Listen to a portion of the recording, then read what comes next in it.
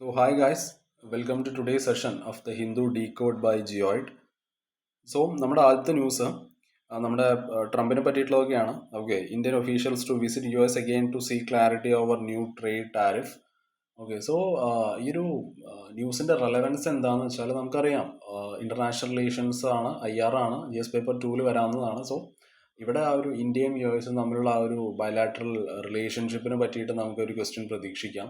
Okay, അതേപോലെ ഈ ഇന്ത്യയുടെ ഫോറിൻ പോളിസി, എസ്പെഷ്യലി നമ്മുടെ ബ്രിക്സ് പോലെയുള്ള ഈ ഗ്ലോബൽ ഗ്രൂപ്പിംഗ്സ് ഉണ്ടല്ലോ, the impact of global groupings on India's foreign policy. Okay, ഇവിടെ ബ്രിക്സ് ആണ്. പിന്നെ ഇന്ത്യയുടെ ആ ഒരു നെഗോസിയേഷൻ സ്ട്രാറ്റജീസ് എന്താണ്? ഓക്കെ, പവർഫുൾ എക്കണോമീസുമായിട്ടുള്ള ഇന്ത്യയുടെ ആ ഒരു നെഗോസിയേഷൻ സ്ട്രാറ്റജീസ് എന്തൊക്കെയാണ്? ഓക്കെ, ഇത് IR okay, GS paper 2 IR നമുക്ക് ഇങ്ങനത്തെ കുറച്ച് സാധനങ്ങൾ ഇമ്പോർട്ടൻ്റ് ആണ്. ഓക്കെ, അതേപോലെ GS പേപ്പർ 3 എക്കോണമിയായിട്ട് റിലേറ്റ് ചെയ്തിട്ടുള്ള ഒരു ന്യൂസ് ആണ് അതല്ലേ.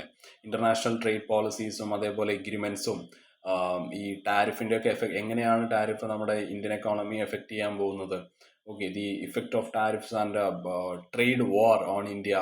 ഇവിടെ WTOന്റെ റോൾ എന്താണ് free trade agreements, investment treaties എന്താണ്? ഓക്കെ, ഇങ്ങനത്തെയുള്ള ഈ ഹെഡ് നിന്നൊക്കെ നമുക്ക് ക്വസ്റ്റ്യൻസ് പ്രതീക്ഷിക്കാൻ പറ്റും. ഓക്കെ, നമുക്ക് ന്യൂസിലോട്ട് പോവാം. ന്യൂസ് ഇന്ത്യ US ട്രേഡ് റിലേഷൻസിനെ പറ്റിയിട്ടുള്ളതാണ്, നെഗോസിയേഷൻസിനൊക്കെ പറ്റിയിട്ടുള്ള ഒരു ന്യൂസാണ്. എന്താണ് സംഭവിക്കുന്നതെന്ന് വെച്ചാൽ, നമ്മുടെ ഇന്ത്യയുടെ ട്രേഡ് ടീം US പോവുകയാണ്. ഇത് മൂന്നാമത്തെ തവണയാണ് ഇപ്പോൾ അടുത്ത് പോകുന്നത് to talk about trade deals. Why the rush എന്ന് നോക്കുമ്പോൾ, നമ്മുടെ ട്രംപ് ഇപ്പോൾ ഒരു 10% ടാരിഫ് കൂടി ബ്രിക്സ് കൺട്രീസിന് മേലെ വെക്കുന്നു പറഞ്ഞിട്ടുണ്ട്. Okay, Donald Trump has want of a 10% tariff on all BRICS countries. Especially നമ്മുടെ ബ്രസീലും റഷ്യയും ഇന്ത്യയും ചൈനയും സൗത്ത് ആഫ്രിക്കയൊക്കെയാണ് പുള്ളിയുടെ മെയിൻ കണ്ണ്. ഓക്കെ, ഇവർക്ക് എല്ലാവർക്കും ഒരു 10% വെച്ചിട്ട് അടിച്ചു കൊടുക്കാനാണ് ഇപ്പോൾ പ്ലാൻ ചെയ്തിരിക്കുന്നത്. This make India worried. Okay, and eager to protect its trade with the US. അതുകൊണ്ടാണ് നമ്മൾ ഇപ്പം മൂന്നാമത്തെ തവണ നമ്മുടെ ഈ ഒരു ട്രേഡ് ടീം അങ്ങോട്ട് പോകാനുള്ള മെയിൻ ആയിട്ടുള്ള കാരണം. ഓക്കെ, അതേപോലെ ഈ ബ്രസീലിന് ഒരു 50% കൊടുക്കുന്നതാണ് പറഞ്ഞിരിക്കുന്നത്. ഓക്കെ, ടാരിഫ് 50% ആയിട്ട് കൂട്ടും. This is the proposed US tariff on BRICS. Okay, ബ്രസീലാണല്ലോ കണ്ടക്ട് ചെയ്തത്, അപ്പോൾ അവർക്ക് ഏറ്റവും കൂടുതൽ ഇരിക്കട്ടെ എന്നാണ് ട്രംപിന്റെ ഒരു നയം. ഇപ്പോൾ ബ്രസീലിന് 50%, സൗത്ത് ആഫ്രിക്കയ്ക്ക് ഒരു 30%, ഇന്തോനേഷ്യക്ക് ഒരു 32%, ചൈനയ്ക്ക് ഒരു 30%. ഓക്കെ, എനിക്ക് തോന്നുന്നു ഈ ജൂൺ അവസാനത്തോട് കൂടിയിട്ട് ഇവരുടെ 30% ആക്കിയിട്ട് കൂട്ടിയിട്ടുണ്ട് തോന്നുന്നു അല്ലേ, ചൈനയുടെ. ആൻഡ് ഇന്ത്യക്ക് വേണ്ടത് എന്താന്ന് പറഞ്ഞാൽ വാട്ട് ഇന്ത്യ വാണ്ട്സ്, അതായത് നമുക്കൊരു ക്ലാരിറ്റിയാണ് വേണ്ടത്. ഓക്കെ, നമുക്കും ഇപ്പോൾ പ്രത്യേകിച്ച് നമ്മൾ എടുത്തു പറഞ്ഞിട്ടില്ല എന്ന് തോന്നുന്നു, പക്ഷെ എന്നാലും ഒരു 10% കിട്ടാനുള്ള ചാൻസ് ഉണ്ട്. Will India also face these tariff? ആ ഒരു ക്ലാരിറ്റി നമുക്ക് വേണം. ഓക്കെ, അതേപോലെ can current talks continue smoothly, അതായത് ഒരു അഷുറൻസ്. ഓക്കെ, അതേപോലെ a small trade agreement with US, ഒരു മിനി ട്രേഡ് ഡീലിനൊക്കെ പറ്റി സംസാരിക്കാനൊക്കെയാണ് അവർ പോയിരിക്കുന്നത്. പിന്നെ investment treaty, it is a broader deal for investment safety and all. ഈ ഒരു സംസാരത്തിലുള്ള ഒരു പ്രശ്നം, അതായത് ട്രംപുമായിട്ട് സംസാരിക്കുമ്പോഴുള്ള മെയിൻ ആയിട്ടുള്ള പ്രശ്നങ്ങൾ എന്താന്ന് വെച്ചാൽ, ഓവറോൾ US ഇപ്പൊ പുറത്തോട്ട് വിട്ടുകൊണ്ടിരിക്കുന്നത് they are sending mixed signals. Okay, അതായത് ചിലരുടെ മേലെ എന്തായാലും ടാരിഫ് വെക്കുന്നുള്ള കാര്യം ഉറപ്പാണ്, ബാക്കിയുള്ള ആൾക്കാരെ ഡീൽ ചെയ്യാം എന്നാണ് അവർ പറഞ്ഞിരിക്കുന്നത്. Okay, tariff on some and remaining they will deal with the others. India already went twice for talks. Okay, പക്ഷെ എന്നാലും ഫുൾ കൺഫ്യൂഷനാണ്. ഒന്ന്, ട്രംപിന്റെ ഈ ഒരു അൺപ്രഡിക്റ്റബിൾ പോളിസിയാണ്. ഇറ്റ് മീൻസ് ഈവൻ സൈൻ ചെയ്ത ഡീലുകൾ പോലും സേഫ് ആണെന്ന് നമുക്ക് ഒരിക്കലും പറയാൻ സാധിക്കില്ല ട്രംപ് ആയതുകൊണ്ട്.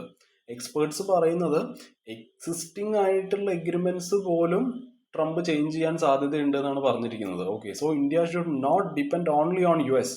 ഓക്കെ, നമ്മുടെ ആ ഒരു ട്രേഡ് ടൈസ് നമ്മൾ ബാക്കിയുള്ള കൺട്രീസുമായിട്ട് കൂടിയിട്ട് ഇപ്പോൾ വളരെയധികം ഇനി നമ്മൾ ബിൽഡ് ചെയ്യേണ്ടതായിട്ടുണ്ട്. ഓക്കെ, പ്രത്യേകിച്ച് ഇങ്ങനെ ഒരു സിനാരിയോ അല്ലേ. That's it. നമുക്ക് നമ്മുടെ നെക്സ്റ്റ് ന്യൂസിലോട്ട് പോവാം, which is aiding India's progress with choice, control and capital എന്നുള്ളതാണ്. ഇത് പ്രിലിംസിലും മെയിൻസിലും വളരെ ഇമ്പോർട്ടൻ്റ് ആയിട്ടുള്ള ഒരു ന്യൂസാണ്. Okay, it is very highly relevant for the UPSC prelims and mains. Because ഇത് ഈ പോപ്പുലേഷൻ ഡൈനാമിക്സും അതേപോലെ youth empowerment, gender rights, health, development policies എല്ലാം അതിൽ വരുന്നുണ്ട്. അപ്പോൾ ഇതിൻ്റെ റെലവൻസ് നോക്കുമ്പോൾ നമുക്കറിയാം, നമ്മുടെ GS പേപ്പർ 1 സൊസൈറ്റി ഉണ്ട് അല്ലേ. അപ്പോൾ ഇന്ത്യയുടെ ആ ഒരു ഡെമോഗ്രഫിക് ട്രെൻഡ് എങ്ങനെയാണ്, India's youth bulge and fertility trend, child marriage, teenage pregnancy, social issues എടുക്കുകയാണെന്നുണ്ടെങ്കിൽ ജെൻഡർ ഇൻഇക്വാലിറ്റി, റീപ്രൊഡക്റ്റീവ് റൈറ്റ്സും ഏർലി മാരേജും സോഷ്യൽ എംപവർമെൻറ്റും എല്ലാം ഈ ന്യൂസിൽ വരുന്നുണ്ട്. അതേപോലെ സൊസൈറ്റിയുടെ കാര്യം നമ്മൾ പറഞ്ഞു. ഇനി GS പേപ്പർ 2 ഈ governance and social justice, okay, ആ ഒരു ഹെഡിൽ ഈ ഗവൺമെൻറ് ഇനീഷ്യേറ്റീവ്സ്, ഇവിടെ ഈ ഉദാൻ, അദ്വിക, മൻസിൽ അങ്ങനത്തെ കുറച്ച് ഇനീഷ്യേറ്റീവ്സ് നമ്മൾ പറയുന്നുണ്ട്. ഈ പോളിസി ആൻഡ് ഗവേണൻസിൽ ഈ മൾട്ടി സെക്ടറൽ അപ്രോച്ച്, ഈ പബ്ലിക് ഹെൽത്തിലും എഡ്യൂക്കേഷനിലും അതേപോലെ വിമൻസ് വെൽഫെയറിലൊക്കെ വരുന്ന ഒരു മൾട്ടി സെക്ടറൽ അപ്രോച്ചിനെ പറ്റിയിട്ട് പറയുന്നുണ്ട്. ഈ പോളിസി ആൻഡ് ഗവേണൻസിൽ നമുക്കിത് കണക്കാക്കാം. ഈ റൈറ്റ് ബേസ്ഡ് അപ്രോച്ച്, അതായത് ഈ ഇവിടെ സെക്ഷൽ ഹെൽത്തിനെ പറ്റിയിട്ടും റിപ്രൊഡക്റ്റീവ് ഓട്ടോണമിയെ പറ്റിയിട്ടും യൂണിവേഴ്സൽ ആക്സസിനെ പറ്റിയിട്ടും എല്ലാം പറയുന്നുണ്ട്. ഓക്കെ, ഒരു റൈറ്റ് ബേസ്ഡ് അപ്രോച്ച് നമുക്ക് ഈ ഒരു ന്യൂസിൽ കാണാൻ കഴിയും. അതേപോലെ എക്കോണമി ആൻഡ് ഡെവലപ്മെൻറ്റിൽ ഇത് വളരെ ഇമ്പോർട്ടൻ്റ് ആണ്. GS പേപ്പർ 3 എക്കോണമി വരുന്നുണ്ടല്ലേ. അതേപോലെ ഈ ഒരു ഡെമോഗ്രഫിക് ഡിവിഡൻഡ്, ഓക്കെ, ആ യൂത്തിൻ്റെ ഒരു പൊട്ടൻഷ്യൽ, അതായത് ഈ എക്കോണമിക് പൊട്ടൻഷ്യൽ എന്താണ്, നമ്മുടെ ഇന്ത്യയിലെ യൂത്തിൻ്റെ എക്കോണമിക് പൊട്ടൻഷ്യൽ എന്താണ്, അതേപോലെ ഹ്യൂമൻ ക്യാപിറ്റൽ, അതായത് എങ്ങനെ like skilling young woman, increasing labour participation, population policies, okay, sustainable ഡെവലപ്മെൻറ്റിലുള്ള റോൾ എന്താണ്. സോ ഇങ്ങനെ ഇതെല്ലാം, അതായത് ഈ ഒരു ടോപ്പിക്ക് പോപ്പുലേഷനെയും ഗവർണൻസിനെയും ജെൻഡറിനെയും എക്കോണമിയും സോഷ്യൽ ജസ്റ്റിസും എല്ലാം ലിങ്ക് ചെയ്യുന്നുണ്ട്. ഓക്കെ, ഇതെല്ലാം വളരെ ഇമ്പോർട്ടൻ്റ് ആയിട്ടുള്ള പില്ലേഴ്സ് ആണല്ലേ നമ്മുടെ UPSC മെയിൻസിൻ്റെ. ഓക്കെ, സോ നമുക്ക് നമ്മുടെ ന്യൂസിലോട്ട് കിടക്കാം. സോ ഈ ഒരു ന്യൂസിൽ നമുക്ക് മെയിനായിട്ട് നോക്കാനുള്ളത്, അതായത് വേൾഡ് പോപ്പുലേഷൻ, ഓക്കെ, ഓവറോൾ ഉള്ള നമ്മുടെ വേൾഡിൻ്റെ പോപ്പുലേഷൻ ഏകദേശം ഒരു 8 ബില്യൺ കടന്നിട്ടുണ്ട്. ഓക്കെ, സോ UN-ന്റെ തീം 2025 UN-ന്റെ തീം എന്താണെന്ന് വെച്ചാൽ help young people start families how they want in a fair and hopeful world എന്നുള്ളതാണ് 2025 UN-ന്റെ തീം തന്നെ. ഓക്കെ, എല്ലാവർക്കും ആ ഒരു റൈറ്റ് കൊടുക്കുക എന്നുള്ളതാണ്. Everyone should have the right to choose about sex, health and having children. Okay, ഇന്ത്യയുടെ യൂത്തിൻ്റെ കാര്യം എടുക്കുമ്പോൾ നമുക്കറിയാം, അതായത് വേൾഡിൽ ഇന്ത്യയുടെ അടുത്താണ് ഏറ്റവും ലാർജസ്റ്റ് യൂത്ത് പോപ്പുലേഷൻ ഉള്ളത്. ഏകദേശം 15 വയസ്സ് മുതൽ 29 വയസ്സ് വരെയുള്ള ആ ഒരു ഏജ് ഗ്രൂപ്പ് എടുക്കുമ്പോൾ 371 മില്യൺ ആൾക്കാരെ ആ ഒരു ഏജ് ഗ്രൂപ്പിനുള്ളിൽ തന്നെ വരുന്നുണ്ട്. സോ പ്രോപ്പറായിട്ട് നമുക്ക് യൂത്തിൽ ഇൻവെസ്റ്റ് ചെയ്യാൻ പറ്റിക്കഴിഞ്ഞാൽ 2030 കൂടിയിട്ട് ഇന്ത്യയുടെ GDP-യിലോട്ട് ഏകദേശം 1 ട്രില്യൺ വരെ കോൺട്രിബ്യൂട്ട് ചെയ്യാൻ നമ്മുടെ യൂത്തിന് സാധിക്കും. ഓക്കെ, സോ ഡെമോഗ്രഫിക് ഡിവിഡൻഡ്, അതായത് this is called a demographic dividend. So നമുക്ക് ഇവിടെ അൺഎംപ്ലോയ്മെന്റ് കുറയ്ക്കാനുള്ള ഒരു അവസരമാണല്ലേ. It is a chance to reduce unemployment and improve the society. അതേപോലെ വേറെ നമ്മൾ നേരിട്ടുകൊണ്ടിരിക്കുന്ന മെയിനായിട്ടുള്ള വേറെ കുറച്ച് പ്രശ്നങ്ങളുണ്ട്. അതിൽ ഏറ്റവും ഫസ്റ്റാണ് ഈ ചൈൽഡ് മാരേജ്. ഓക്കെ, അതിൻ്റെ കണക്ക് പ്രകാരം ഇപ്പോൾ വളരെയധികം കുറവാണ്, എന്നാലും it has dropped but it is still high. Okay, ഇപ്പോഴത്തെ കണക്കെടുക്കുകയാണെന്നുണ്ടെങ്കിൽ ഏകദേശം 18 വയസ്സാവുന്നതിന് മുമ്പ് തന്നെ ഇന്ത്യയിലുള്ള 23% പെൺകുട്ടികൾ കല്യാണം കഴിക്കുന്നുണ്ട്. പിന്നെ ടീനേജ് പ്രഗ്നൻസി 7% ഗേൾസ്, അതായത് ഈ 15 വയസ്സ് തൊട്ടിട്ട് 19 വയസ്സ് വരെയുള്ള girls in between this age they are becoming mothers.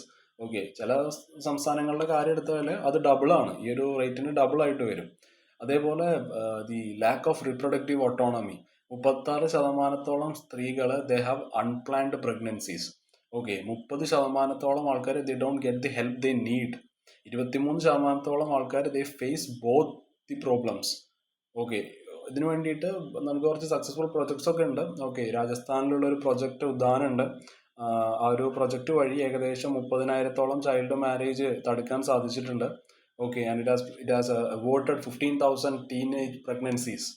And അതേപോലെ ഈ എഡ്യൂക്കേഷൻ കൊടുത്തിട്ടുണ്ട്, ഹെൽത്ത് ഇൻഫോസ് ആൻഡ് ഈ കോൺട്രാസെപ്റ്റീവ്സിനെ പറ്റിയിട്ടൊക്കെയുള്ള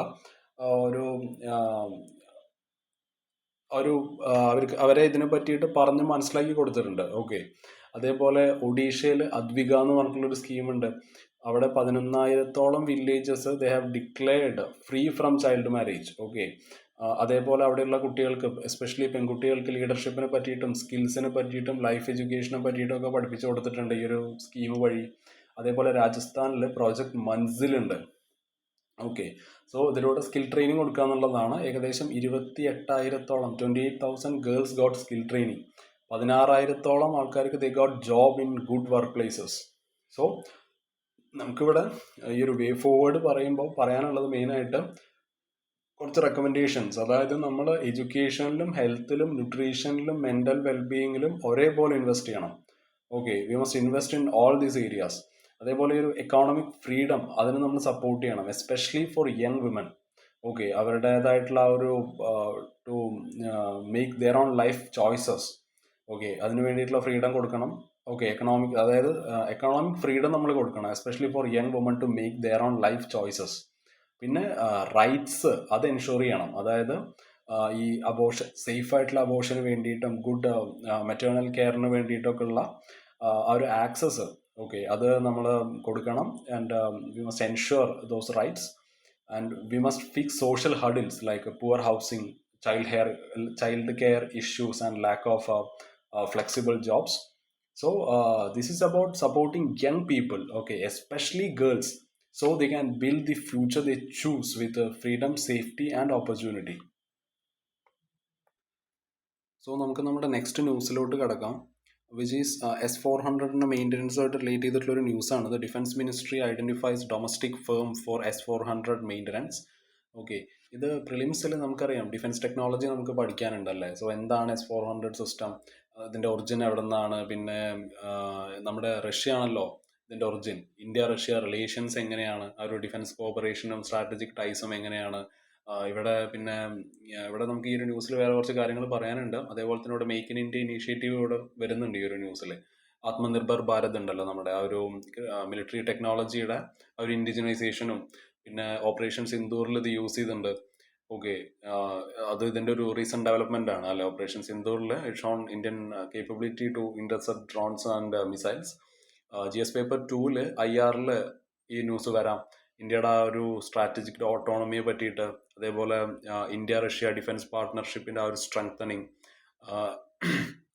ഈ മൾട്ടിലാറ്ററൽ പ്ലാറ്റ്ഫോംസ് ഉണ്ടല്ലോ, നമ്മുടെ ഷാങ്കായ് SCO ഒക്കെ ഉണ്ടല്ലോ, പിന്നെ ഡിഫൻസ് ഡിപ്ലോമസിയിൽ അവരുടെ റോൾ എന്താണ്, indigenisation of defence, national security, ഇതൊക്കെ GS പേപ്പർ 3-ൽ സെക്യൂരിറ്റി ആൻഡ് ഇൻഡിജിനൈസേഷൻ, ഓക്കെ, അതിൽ വരാൻ ചാൻസ് ഉണ്ട്. Technology and cyber security. So ഇത് വളരെ ഇമ്പോർട്ടൻ്റ് ആയിട്ടുള്ളൊരു ന്യൂസാണ്. ഓക്കെ, സോ ഇവിടെ പറയാനുള്ളത്, നമ്മുടെ Indian government has chosen an Indian company to repair and maintain the S-400 air defence system. Okay, sorry. So ഈ ഒരു സെറ്റപ്പിന് പറയുന്നത് തന്നെ MRO എന്നാണ്, മെയിൻ്റനൻസ് റിപ്പയർ ഓവർഹോൾ ഫെസിലിറ്റി. ഇവിടെ ആരൊക്കെയാണ് ഇൻവോൾവ് ആയിരിക്കുന്നതെന്ന് ചോദിച്ചാൽ, ഇന്ത്യൻ കമ്പനി ഇപ്പോൾ റഷ്യയുടെ ആൽംസാൻറ്റെ എന്ന് പറയുന്ന ഇവരാണ് ഈ ഒറിജിനൽ S-400 മേക്കേഴ്സ്, ഇവരാണ്. ഓക്കെ, സോ നമ്മുടെ Indian company they will work with the Russia's ആംസാൻറ്റെ, the original makers of S-400. ഇത് എന്തുകൊണ്ടാണ് ഇമ്പോർട്ടൻ്റ് ആവുന്നതെന്ന് ചോദിച്ചാൽ, സെൽഫ് റിലയൻസ്. ഓക്കെ, സോ ഇന്ത്യക്ക് കംപ്ലീറ്റ് ആയിട്ട് റഷ്യൻ ഇനി ഡിപ്പെൻഡ് ചെയ്യണ്ട അല്ലേ. India won't need to depend fully on Russia anymore. അതേപോലെ നമ്മുടെ മേക്ക് ഇൻ ഇന്ത്യ പോലത്തെ പ്രൊജക്ട്സ് ഒക്കെ ഉണ്ടല്ലോ, അതിൻ്റെ ഒരു സപ്പോർട്ടാണല്ലോ. അതായത് ഒരു ലോക്കൽ ഡിഫൻസ് ഇൻഡസ്ട്രിയിലുള്ള ഒരു ബൂസ്റ്റ് നമുക്ക് കാണാൻ സാധിക്കും.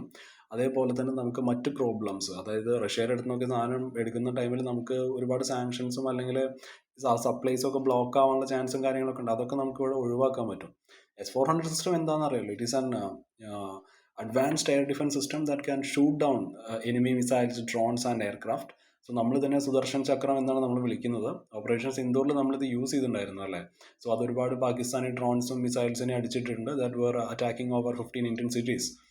സോ നമ്മൾ 5 എണ്ണം ഇപ്പോൾ ടോട്ടൽ ഓർഡർ ചെയ്തിട്ടുണ്ട്, അതിൽ 3 എണ്ണം ഡെലിവർ ആയിട്ടുണ്ട്. 4-മത്തെ 2026 വരും, 5-മത്തെ 2027 വരും.